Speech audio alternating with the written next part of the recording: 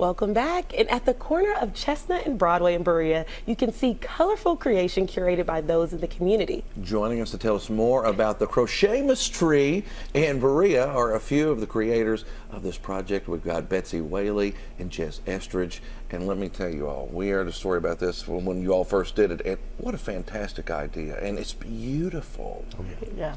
It's been a lot of fun. Yeah, so where did you get the idea of this? I know a lot of people came together to make it happen.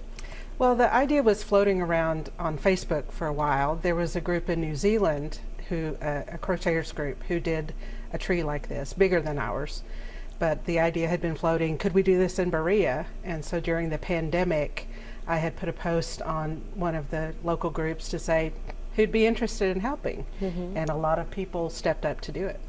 Yeah, and with the Facebook group and also Berea Makerspace. For those who don't know, what is Berea Makerspace?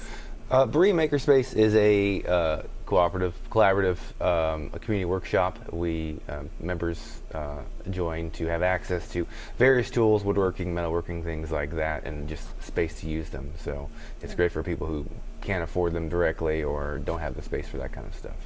So how many people did it take to make that thing? Because it is huge. It was over 60. Oh, wow. 60 yeah, people. we had about 30 people, around 30 people crocheting the granny squares, and then people stepped up to give some money to pay for the materials for the frame, and nobody got paid. Yeah. And it was all volunteer. There wasn't any organization that was sponsoring it. It was just lots of people coming together. And during the pandemic, I think we needed that. People were feeling isolated, and gave people a sense of purpose. How long in advance, or how far in advance did you start reaching out to people? February. February. This year. Oh wow, because it's huge. How big is it exactly? About 12.5 feet, I think, 12.5 after the feet. stars on it. So, Yeah.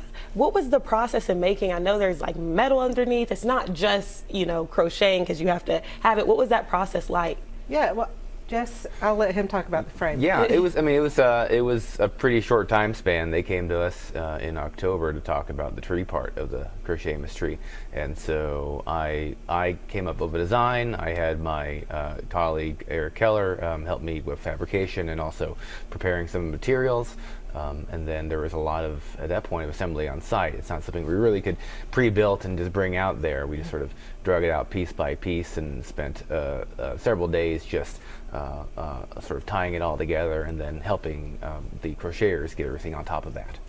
You created something amazing. I need to go see it in person. Yeah, I'd like to. It's really pretty. Are you gonna make this an annual thing, you think?